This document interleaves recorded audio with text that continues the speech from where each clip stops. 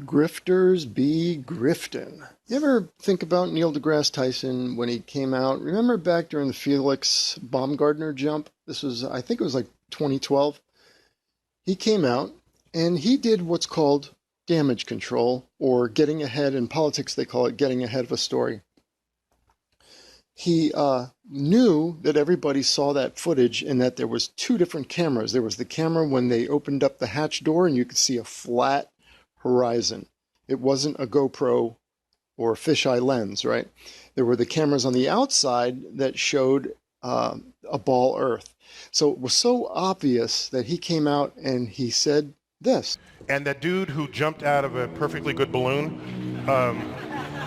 what's his name? Felix Baumgartner. He would have been about 2 millimeters above the surface of this globe.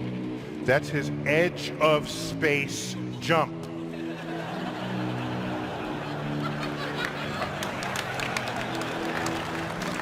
Now, you know, I don't, it's fine. He wants to, I don't have a problem if he does it, but the honesty of it would greatly diminish what I think people thought he was actually doing. And not only that, they made sure to photograph him standing there with a really wide-angle lens, which curves horizontal lines.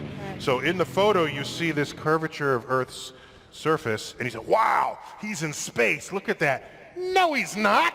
At that height, you don't see the curvature of the Earth if you are 2 millimeters above this beach ball. You just don't. That stuff is flat.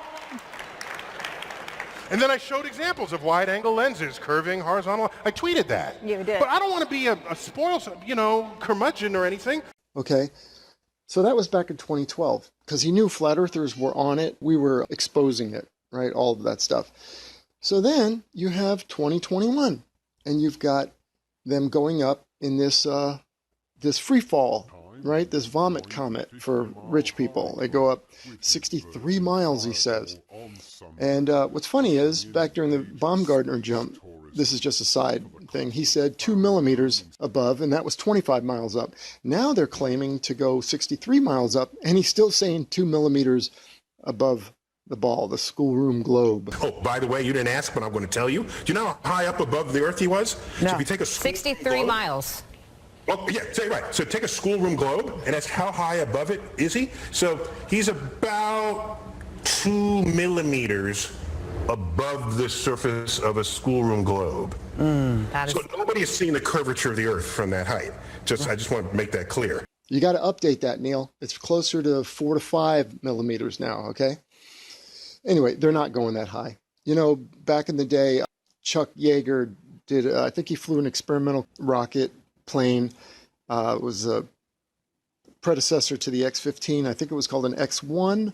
And they took that up in the belly, under the wing or under the belly of a B-52 bomber.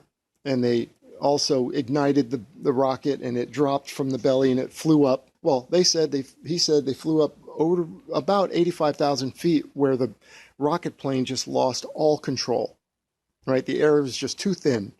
So the thought that this Branson thing went up 63 miles up? No. If Chuck Yeager and the X-1 didn't do it, they didn't do it either. But regardless, what they're doing now again, and Neil deGrasse is the spokesman, he's the front person for the damage control, or getting ahead of a story. Like I said, in politics, that's what they call it. But this would be getting ahead of a narrative, right? Because, it is a story, but okay, so it's the same thing. He's getting ahead of a story. He's getting ahead of the narrative. So he knows that people went up like this Wally Funk, and she said, I couldn't see the world. I wanted to see the world. What that means is I wanted to see the spinning Earth. I wanted to see what they see from the ISS. I thought that's what I was going to see. Of course, the ISS is fake too. That's all fake footage. But she wanted to see that, and all she saw was flat. Neil deGrasse says you can't see curvature from 63 miles up, right? So again, this is damage control. He's getting ahead of it because these are civilians, right, going up in these flights, and they're seeing a flat horizon. Now, for real quick, what would make it look flat? Well, you got to remember our horizon is 360 degrees around us, right? So it's a big circle. So you could think of it as like standing in the center of a huge salad bowl, right? A solid salad bowl, and the rim of the bowl comes right to the center of your eye. So you can see the circular nature of the bowl that you're in, but if you put a level up against the top of the bowl, from your point of view, being that it's completely eye level, the horizon will look flat. So he knows it looks flat. Flat earthers have put up tons of balloon footage showing a flat horizon. So they know it looks flat. So again, he's just trying to control the narrative, get ahead of the story. So that when all these people go up in the Branson Virgin Galactic flight, or if they go up in the Blue Origins, so that they don't start complaining, oh, it looked flat. He's already put the narrative out. Well, of course it's going to look flat because you're not high enough to see the curvature. See, even though this is as high as civilians, nobody can go higher than this, so nobody's ever going to be able to disprove what he's saying, because the rest of it, people have been gaslighted and shown NASA footage, which you and I, obviously, and the average person can't go up there, but they're going to show you their video images of the Earth, even though, as I've shown in past videos, even all the shills here on YouTube use spinning globes in their backgrounds, and they all have copy and pasted clouds. Funny how that works. So, yeah, so that's all that's going on with Neil deGrasse Tyson. He knows it's flat.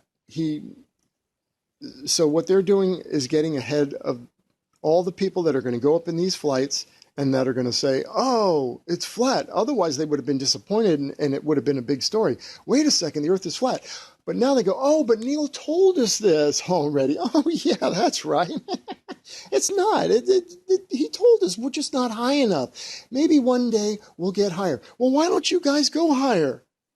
Come on, Virgin Galactic. You got all the way up there. Why don't you just burst on up into space a little bit higher? Show them the spinning ball underneath them. Come on. Well, they're not going to do that, are they? Because they can't.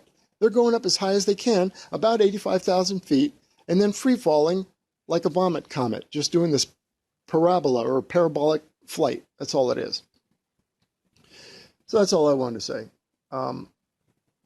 That's what Neil deGrasse and that's what the science grifters are up to. They're just getting ahead of a story. They're getting ahead of the narrative. Remember, the spinning ball is the root of their grift. This is what all these fake sciences, all these astrophysics and all this is geared around, keeping this grift alive, which, love of money is the root of all evil, 1 Timothy.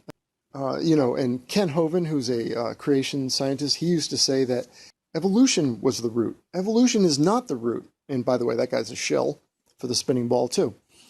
The root is the spinning ball Earth. This is what makes the Bible look foolish. And they know this, and the devil knows this, and that's why he put it up. But that's another story. So, if we keep exposing these grifters, there seems to be a lot of people waking up around the world to stuff that's going on, and they start to see that, wow, almost everything they tell us is a lie. I think they will be open to seeing that this spinning ball Earth is also a lie. All right, everybody, thank you for watching, and we'll talk to you soon. Bye.